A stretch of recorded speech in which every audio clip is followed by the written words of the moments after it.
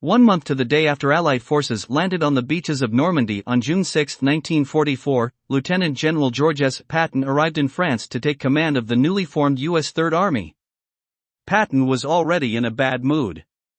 He did not agree with Supreme Allied Commander Dwight D. Eisenhower's plan to have him drive west with his armored divisions to liberate the Emerald Coast ports of Brittany, which invasion planners had decided were vital for supplying the massive Allied advance.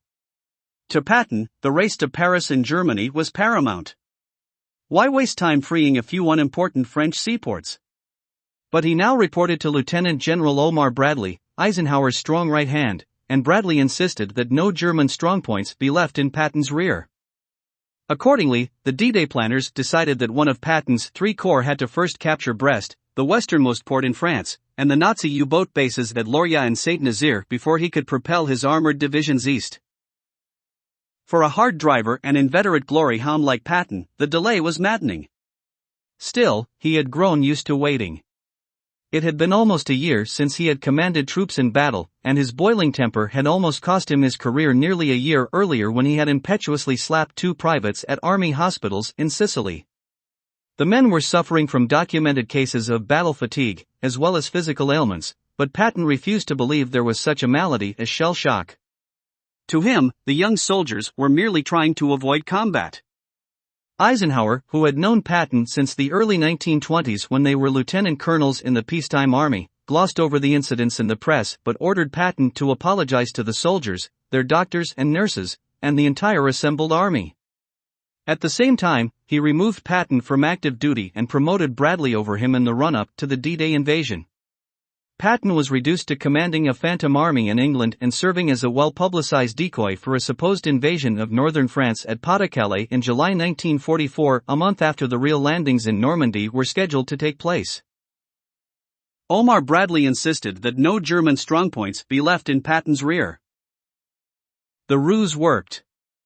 German Field Marshal Owen Rommel, Patton's old adversary in North Africa who was now in charge of defending France, kept his entire crack 15th Panzer Army waiting fruitlessly at Calais. But Patton chafed at his non-combat role. Jesus only suffered one night, but I have had months and months of it, and the cross is not yet in sight, though probably just around the corner, he complained to his daughter Ruth Ellen. And to his wife, Beatrice, Patton declared, "Can't stand the times between wars. I seem destined to either fight like hell or do nothing. I would serve under the devil to get into a fight." As he frequently did when he was bored and underused, Patton got into trouble again, giving a speech to a British women's club in which he declared that it was the destiny of the Anglo-Saxon race, specifically Great Britain and the United States, to rule the post-war world. He grudgingly appended the Soviet Union to the formulation, but some newspapers failed to report that addition despite the fact that the Russians at the time were bearing the brunt of the horrific fighting on the Eastern Front. Once again there were calls for Eisenhower to sack Patton, and this time Ike was ready to do it. "Patton has broken out again," he informed Army Chief of Staff George C. Marshall in Washington. "Apparently he is unable to use reasonably good sense." Marshall agreed in principle with Eisenhower but urged him to reconsider, noting the unmistaken fact that Patton is the only available Army commander for his present assignment who has actual experience in fighting Rommel and in extensive landing operations followed by a campaign of rapid exploitation. After keeping Patton in suspense for several weeks, Eisenhower relented. "I have decided to keep you," he cabled. "Go ahead and train your army." Patton thanked Eisenhower effusively and exulted in his diary, "I have completely gotten back in the swing of things, thank God." On arriving at a U.S. airstrip on Omaha Beach, he leaped atop a jeep and told a crowd of waiting soldiers, "I'm proud to be here to fight beside you. Now let's cut the guts out of those Krauts and get on to Berlin." He promised to take one of his famous ivory-handled pistols and personally shoot Führer Adolf Hitler just like I would a snake. For the Allied forces seeking to enlarge their hard-won toehold in France, Patton's return came not a moment too soon. The Allied advance had literally bogged down into a painful yard-at-a-time slog of hedgerow fighting against heavy resistance through the flooded fields of the Cotentin Peninsula, where tanks were all but useless. By August 1, Patton was finally ready to lead a major drive into adjoining Brittany. Spurring his army through the Avranches-Pontalbalt Gap on a 2-lane road at high speed, he pushed 200,000 men and 40,000 vehicles into Brittany in 72 hours. "We are advancing constantly," he told his staff. "From here on out, until we win or die in the attempt, we will always be audacious." When traffic inevitably snarled on the overcrowded road, Patton jumped onto a police box at a jammed roundabout and, for an hour and a half, waved his forces through. Peeling off the 6th Armored Division, Patton sent it racing toward Brest, a critical hub for the reinforcement and resupply of American troops. He then formed Task Force A, assigning 3,500 men from cavalry, engineering, and tank-destroying units to follow the northern coastal road, bypassing port towns and securing key bridges on the vital Brest-Rennes rail line before the retreating Germans could destroy them. As might have been predicted, the two American forces quickly outran their communications. Not waiting for infantry support, Task Force A, assuming that the armored division had gone ahead, turned a bend in the tree-lined road near Dol de Bretagne on August 3 and rolled headfirst into an ambush by German anti-tank guns, machine guns, and mortars. The lead jeep burst into flames, and the cavalry commander was killed. Task Force A's overall commander, Major General Herbert Ernest, radioed for help. "Please reply, need urgent," he pleaded. "Rush troops." Patton had assigned Major General Troy H. Middleton, a seasoned ground commander, to lead 8 Corps in Brittany. Patton discounted French resistance reports that nearby Saint-Malo was heavily fortified and defended by more than 12,000 Germans. American intelligence estimated 3,000 enemy troops. Patton, expecting only token opposition, ordered the 83rd Infantry Division to ignore Saint-Malo altogether, leaving it to be isolated by Task Force A while the infantry followed his armored division to attack Brest. "There aren't more than 10,000 Krauts in the entire peninsula," he assured his subordinates. But as the task force approached the historic walled city on August 4, it was bombarded by German heavy artillery. Alarmed at the unexpected concentration of enemy troops, Middleton set aside Patton's orders and recalled a regiment of the 83rd to probe the German defenses. When the regiment reported that it had met stiff resistance, Middleton ordered the entire division to reverse course and clean out the Germans at Saint-Malo. Saint-Malo, a fortress the Gauls built on a massive rock outcropping in the 1st century BCE, was settled over the next 5 centuries by Celts fleeing instability in Roman Britain. Named for its patron saint, the Welsh immigrant priest Maclw, the port city served as the main base for Celtic missionaries to Ireland and Brittany. In the 16th century, Jacques Cartier, a Malouin, a native of Saint-Malo, launched the first French expedition to explore Canada with ships outfitted by wealthy merchants who were eager to expand a trading empire that already extended to the Arabian Peninsula, the Indian Ocean, Chile, Rio de Janeiro, and the South Atlantic. With their riches, these corsairs, functioning in wartime as the king's privateers, had constructed lavish mansions inside ramparts linked to the towering 15th century dungeon of Duchess Anne of Brittany, twice Queen Consort of France. King Louis XIV's celebrated military engineer, Sébastien Leprestre, Comte de Vauban, designed a network of offshore forts that repulsed several British naval expeditions. By the late 19th century, Saint-Malo's crescent of wide beaches had become adorned with the summer homes of wealthy Parisians attracted by a flourishing casino and stylish hotels habituated by European royalty, including French Emperor Napoleon III, who donated a new steeple to the city's Cathedral of St. Vincent of Saragossa. At its spas and fashionable cafes, vacationers could rub elbows with such celebrities as the writers Colette and James Joyce and the Malouin actor Colin Clive, star of the blockbuster horror movie Frankenstein. All that ended in June 1940 when German forces occupied Saint-Malo and turned the resort into one of 5 Brittany ports Adolf Hitler designated as Festungen, or fortresses, intended to thwart any Allied invasion. Beginning in July 1942, thousands of conscripts from forced labor camps were detailed to Organisation Todt, the Nazi engineering and construction operation, and made to work night and day building concrete bastions, implanting them with heavy guns linked by telephone to coordinate enfilading fire. In addition, Saint-Malo became a naval base for a flotilla of German minesweepers, corvettes, and gunboats that menaced Allied shipping in the English Channel. Hitler expected all his Festungen to hold out for at least 90 days after an Allied invasion, time enough for his new super weapons, V-1 and V-2 rockets, Oyster mines, Me-262 jet fighters, new supertanks, and Mark XXI submarines to become fully operational. "Doing my duty as a soldier, I will fight to the last stone," von Auloch told his staff.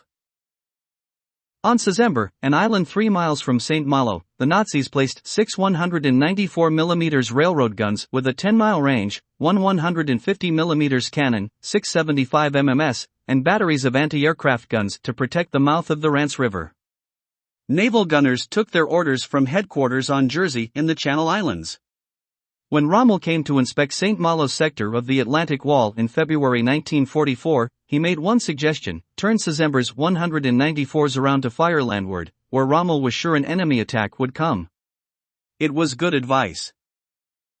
A string of forts lined the Bay of St. Malo, including the 18th-century Fort National designed by Vauban to further protect the port from assaults across the English Channel. The strongest works took shape out of sight, deep inside a promontory across the main harbor from St. Malo.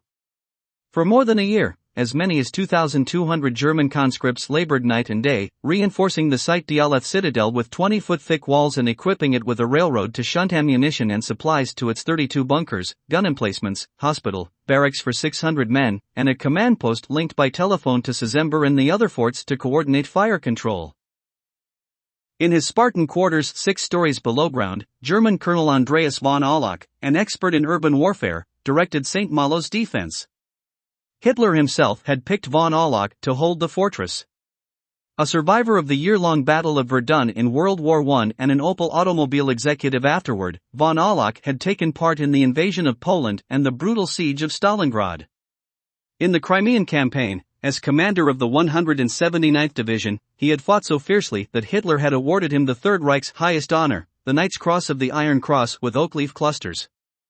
Though disappointed to be guarding a static fortress rather than leading a division of mobile troops, von Auloch vowed to make St. Malo another Stalingrad. He told his staff, "I will execute the orders I have received, and doing my duty as a soldier, I will fight to the last stone." No preening Nazi martinet, von Auloch generally treated the citizens of St. Malo with respect. After the D-Day landings, he advised them to evacuate the town, which he was sure was about to become a battleground. But most residents chose to remain where they were, despite the obvious danger. St. Malo suffered its first civilian casualties on July 17, when British bombers blasted railyards and fuel depots on the city's southern outskirts. It suddenly became too late for civilians to flee. Arriving on the city's outskirts on August 3, American officers quickly realized that taking St. Malo would entail a stubborn infantry fight. Patton, of course, had wanted to ignore it altogether. Bradley, who had at first ordered St. Malo captured, reluctantly went along with Patton. Bradley had little choice, short of sacking his impulsive commander. But Middleton, a career soldier who as a young lieutenant had once skirmished with Pancho Villa's guerrillas in Arizona, felt it inadvisable to leave the Nazi stronghold unscathed in their rear. Despite being called apathetic and dumb by Patton for not moving quickly enough to take Brest, Middleton directed newly promoted Major General Robert C. Macon to take his 83rd Infantry Division and capture St. Malo in conjunction with Task Force A. On August 4, the entire 83rd Division assembled at Pont Orson. The next day, the 330th Infantry Regiment, supported by artillery, captured Dol de Bretagne, the 329th passing through it to capture Miniac to the west. All 3 regiments, with air and artillery support, now attacked Brest, from Point de la Varde at the eastern tip of the crescent-shaped bay to St. Malo's ramparts and west across the Rance to Dinant. All the approaches to the St. Malo Peninsula, they soon found, were bottlenecks of canals, ponds, and swamps. Every approach to the walled city was covered by pre-arranged artillery, mortar, and rocket fire, with shells exploding from minesweepers offshore and whistling in from Sezember. As the men of the 330th moved out on the right from Dol de Bretagne along the St. Malo-Rennes railroad line, they discovered that all the bridges across the canals had been destroyed, limiting access to the peninsula through Châteauneuf, directly south of St. Malo, where the 329th and Task Force A encountered bitter resistance as they came under heavy fire from the naval guns. The riflemen of the 331st, fanning out to the east toward Point de la Varde, ran into belts of barbed wire, minefields, and double rows of steel gates covered by enfilading fire from machine guns in hidden pillboxes as well as heavy fire from Sezember and German minesweepers offshore. Moving up from the south, the 329th made slow progress through mortar and machine gun crossfire from pillboxes that inflicted heavy casualties. At Saint-Servan-sur-Mer, across the harbor from Saint-Malo, the 329th captured most of the town after 2 days of intense house-to-house fighting, stopping only under murderous fire from von Aulac's citadel, Site d'Aleph. In the center of the line, the 330th, laying down an artillery barrage, attacked St. Joseph's Hill, a high, rocky land mass where 500 Germans had dug in, defending the approaches with machine gun and mortar fire. To the northeast, the 331st ran into barbed wire and mines and came under intense fire from Sezember and enemy gunboats off Point de la Varde. On August 5, after British bombers targeted the casino in Péramme, knocking out its cluster of anti-aircraft guns, a civilian delegation asked von Aulac to declare Saint-Malo an open city.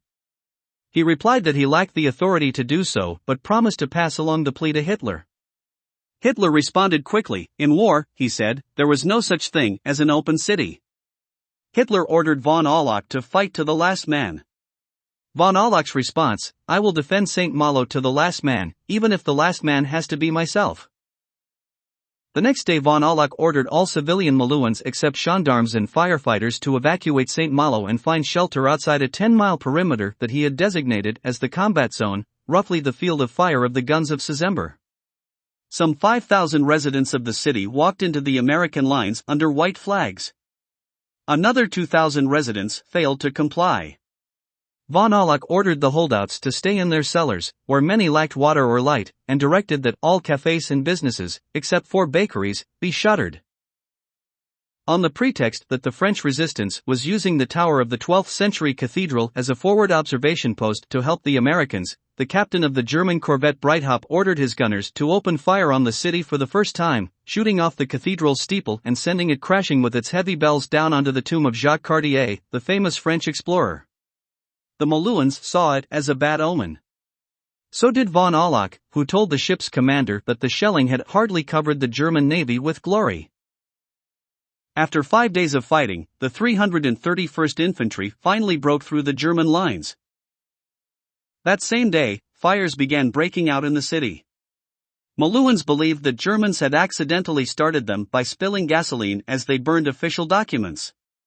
Schutzstaffel troops set other fires deliberately and prevented firefighters from putting out the blazes. The next morning, on von Aulac's orders, 97 preset mines were set off, destroying the city's docks and canal and sinking every civilian ship in the harbor. In response, American forces brought their artillery to bear on the German defenses.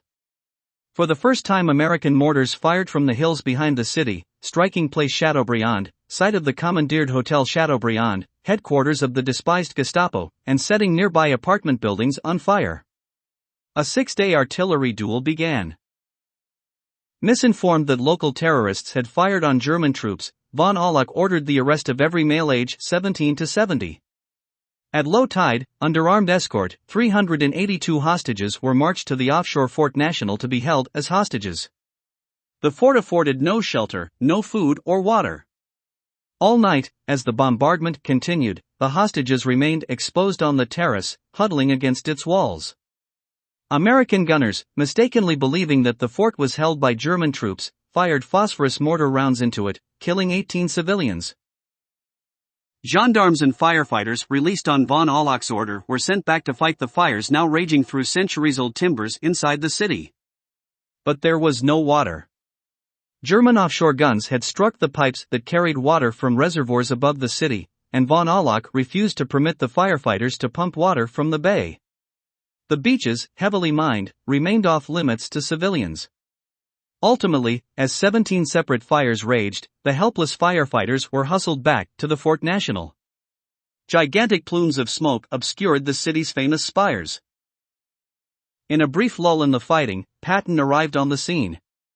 He wanted the 83rd to mop up the Germans and hurry on toward Brest. The division, he said, had been doing well, but not too well. He began to scold Macon for not pressing the attacks more vigorously. General, Macon tactfully explained, if you just move up there 40 yards, you will be inside the enemy front line. Patton scoffed that the fighting had degenerated into a sniping contest. Not much noise, but dangerous to stick one's neck out. The next day, the 908th Field Artillery arrived with 105 mm howitzers and began to fire directly into von Aulac's citadel at Site d'Aleph.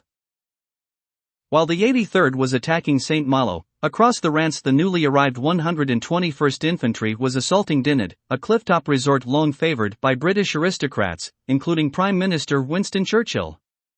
As the 121st approached, it received heavy artillery fire and encountered camouflaged blockhouses and underground pillboxes. American artillery proved ineffective. A battalion of the 121st was cut off and surrounded.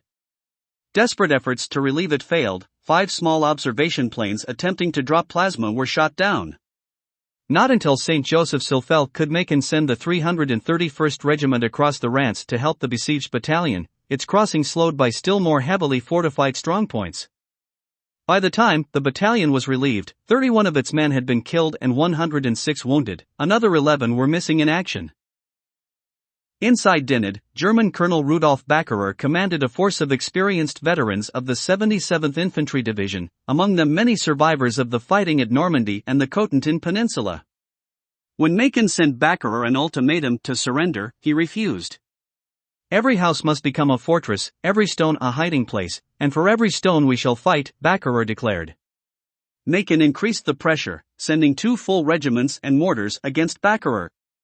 After 5 days of bitter fighting, the 331st Infantry finally broke through the German lines. Methodically destroying one pillbox after another, the 2 American regiments cleared the surrounding villages and captured Backerer along with 400 of his men. As aerial bombardment of German forts around St. Malo intensified and a thick pall of smoke covered the city, the 329th Infantry attacked German strongpoints to the east. It took a 3-day artillery bombardment and 2 battalions of infantry fighting pillbox by pillbox to reduce Saint-Idiac before another 160 Germans surrendered. The next day, the assault on Fort de la Varde yielded 100 more prisoners. The 329th finally fought its way into Paray on August 11, but Army engineers had to blast holes in the stone seaside mansions to allow hand-to-hand fighting. What remained of the casino garrison then surrendered. Across a 1,000-yard causeway lay the massive, cement-reinforced dungeon. Its German garrison refused to yield to waves of Allied bombers and 8-inch shells. Its batteries of anti-aircraft guns remained unscathed. The tower sheltered some 200 wounded Germans. Von Auloch allowed 2 civilian doctors to go to the American headquarters in the beachfront Hotel Franklin to seek morphine. The Americans agreed to a 2-day truce, provided the requested morphine, and not incidentally learned from their French emissaries how few Germans actually held the tower. On August 14, under a smokescreen after a massive bombardment, the 331st rushed across the causeway and through St. Vincent's Gate into the burning city. Late that afternoon the Germans in the tower surrendered. Only 85 combatants were left inside the intact fortress. American infantry hurried offshore to find Fort National deserted, then waded across to the Granby, a tidal island at the mouth of the Rance River, and without a fight captured the small garrison huddled around the tomb of native Malouin novelist diplomat François-René de Chateaubriand. That night, as Sherman M4 tanks entered the city, German coastal guns shelled them, igniting yet another fire along the south rampart of the city and destroying the palatial home of René Duguay-Trouin, the famous 17th-century French admiral and king of the corsairs. German artillery fire intensified. With the support of Sezember's guns, the defenders inside Site d'Aleph were able to ward off attack from any direction. The fort's 20-foot-thick walls, constructed of stone, cement, and steel, were capable of withstanding high-explosive bombs and the heaviest shelling. Its exterior was lined with steel rails and heavily mined and guarded by cross-firing machine guns and 20mm guns. Though the fort was pounded by 8-inch guns and 240mm howitzers from 10 American artillery battalions, von Auloch refused 3 times to surrender. He continued to hold out for a German counteroffensive, admonishing his men that a German soldier does not give up. Anyone who did, he said, was nothing but a common dog. A German soldier does not give up, von Auloch explained to his men. Allied planes dropping incendiaries and armor-piercing bombs preceded a ground attack by 30 American riflemen accompanied by Free French soldiers and engineers. Scaling the walls and reaching the interior courtyard, they could find no damage from the bombing. They dropped pole charges down ventilator shafts but were forced to retreat by shells from Sezember and the cross-firing German machine guns. For the next 2 days, tank destroyers, 105 and 155 mm howitzers, and an 8-inch gun fired 4,000 rounds directly into gun emplacements to no effect. On August 15, after another aerial bombardment and another failed infantry attack, Macon called for a joint bombardment by medium and heavy bombers, dropping 500 and 1,000-pound and incendiary bombs to no effect. On the ground, an array of artillery, including 2 8-inch guns, fired at 1,500 yards into portholes and vents as infantry braved machine gun and mortar fire, suffering heavy casualties. On the morning of August 17, Colonel Seth McKee of the 370th Fighter Group took off from an airfield at Calvados with a squadron of modified Lockheed P-38J Lightning dive bombers. Their wingtip auxiliary fuel tanks carried a new experimental weapon, jellied gasoline, later known as napalm, designed to be ignited by phosphorus grenades. Developed in a chemical weapons laboratory at Harvard University in 1942, napalm had never before been used in combat. McKee, who would fly 70 combat missions in World War II, led the attack on the German bastion. Making a steep dive, he dropped a single tank of napalm directly down a ventilator shaft. Within minutes, a white flag appeared and 605 Germans, including von Auloch, poured out. The burning gel had instantly consumed all the oxygen in the fortress. Seeing the white flag behind him as he climbed, McKee veered off to lead the squadron in depositing the rest of the napalm on Szember. Journalist Montague Lacey of the London Daily Express was on hand for von Auloch's surrender. He was not impressed. In his rendering of the capitulation scene, von Auloch became the mad colonel with a monocle and a swaggering walk who stepped up to surrender with a Batman carrying his large black suitcase, and another in attendance round him flicking the dust from his uniform, and as they went by an American soldier called out, "What a corny show!" According to Lacey, French townspeople gathered around, shouting and shaking their fists at the German prisoners. As the Germans pile into trucks to be taken away, he added, the older men somehow look ashamed and stupid, but the young Germans are still grinning and arrogant. On Szember, not even the burning napalm persuaded Lieutenant Richard Seuss of the 608th Battalion Naval Artillery to surrender, even after 2 meetings with American officers. Seuss insisted that he would not relinquish the last German post on Brittany's northern coast until he received direct instructions from his commanding officer on Jersey. That would require another 2 weeks. Meanwhile, the merciless bombardment continued. After weeks of delay, as the rest of the American forces finally swept west toward Brest, Szember was left isolated. The British World War I-era battleship Warspite dropped anchor offshore and fired hundreds of 15-inch rounds. Some 300 Allied bombers dropped 19,729 bombs that left 2,000 craters measuring 6 feet or more in diameter. On September 1, in a single day, 2,400 heavy bombs shook Szember. At last a bomb struck the island's desalination plant. Deprived of water, Seuss was forced to surrender his 400-man garrison. He would later receive an Iron Cross for gallantry from Hitler. The last resistance by Festung St. Malo had ended 6 weeks after the first British bombing raid and exactly 1 month after the arrival of the 83rd Infantry Division. Patton had expected token resistance from a few thousand Germans. Instead, after taking and sustaining heavy casualties, some 9,025 Germans surrendered. To his manifest irritation, Patton hadn't been allowed to race with his armored divisions toward Paris. In that way, at least, von Auloch had something to show for his stubborn stand at St. Malo. Of the 865 existing buildings inside historic St. Malo, only 182 remained standing after the battle, and all of them had been badly damaged.